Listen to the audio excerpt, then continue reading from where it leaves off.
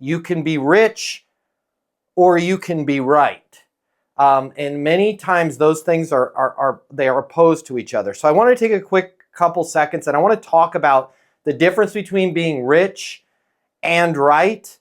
And by the way, you can be both, but if you choose to be right in the front end, your deals are just going to keep falling apart. They're going to keep going out of control. What I mean by that is our ability to handle objections, our ability to handle complaints, and our lack of faith in the other person, the other organization, the other company that we're working with, our lack of faith in them that this deal is going to go through. Somehow at the beginning of our career, or we had some wrong training or a bad mentor, we've all been given a little taste of, hey, you need to have a witty, a clever, a comeback for everything that's an objection. You've got literally, there's courses how to overcome objections. And if you look at overcome in the dictionary, it's like to defeat it, right? These aren't fights, guys. So I just want to take a quick second and I want to remind you guys of a few of the steps in your eastonuniversity.com portal, in your course on handling objections, handling complaints. By the way, you can put this into practice right now in your personal life. When you just take it easy a little bit, when you slow down, and especially when you have that other person, when you even just give them an opportunity to solve their own problem, it's amazing. They start doing it, okay? So first thing I want to run by you guys right now, power of agreement. Always, always, always, always, always agree with your prospect. I am not saying if your prospect says, man, this contract's too expensive, you're absolutely right. It's just 1,000% too expensive. I was just trying to see if you noticed. I'm not saying agree that way, right? When in doubt, you can create an atmosphere of agreement by simply using one of these two phrases. I hear you, or I understand.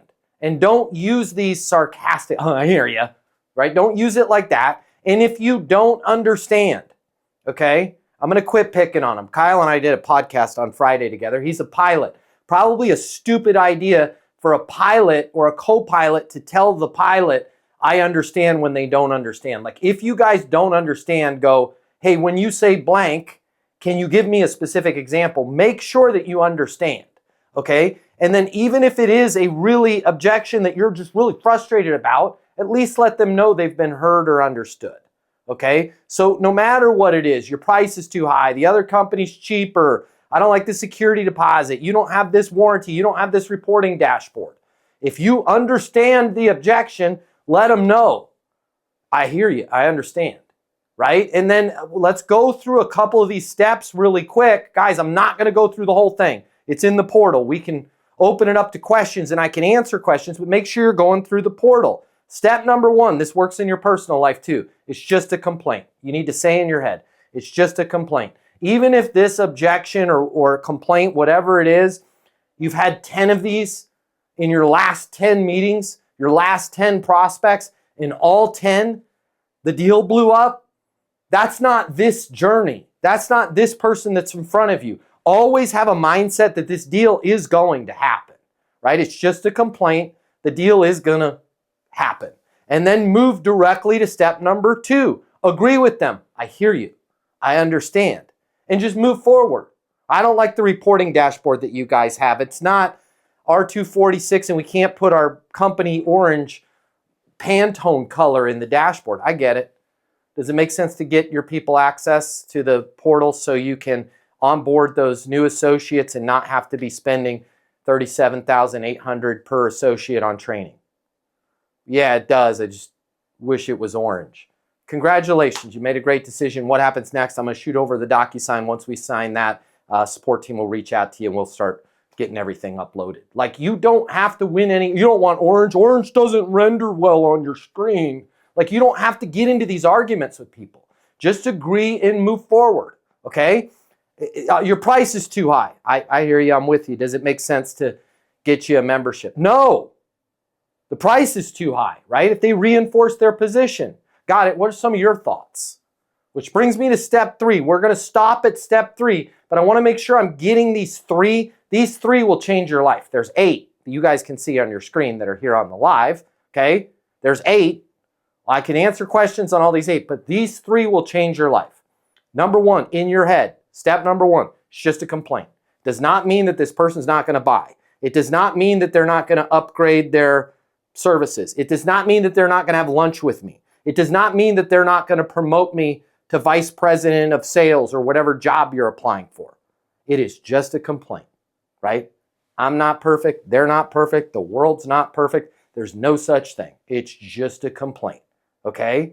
And I'm going to agree with them and move on, right? Hey, you know, man, you really don't have the experience we're looking for in a vice president of sales. I hear you. I'm with you. Does it make sense to put me in the role, right? Does it make sense to put me in the role so we can finally get that Houston office up and running and generating that $14 million in revenue, which has been the target for the last 3 years? Hey, good point. Yeah, we'll give you a shot, buddy boy. Like, you don't have the experience. Well, what if I was to write up a thing on it? You don't have to get in these arguments with them, okay? Just agree and move forward. If you try and move forward and they're like, boom, put the brakes on you. No, what I told you, you don't have enough experience for the position, or it's too expensive, or the dashboard doesn't render an orange. You're going to still stay calm. You're not at the point where you're going to give a witty and clever comeback. You're not going to let them know how you can change this or that, any of your ideas. You're going to ask them what their ideas are. Okay? You guys have to understand this. People are I know you're smart. I know you're good looking. I know you're a badass. I know you're amazing. I'm your fan. Okay? But you have to understand the people that you're negotiating with, they think the same about themselves.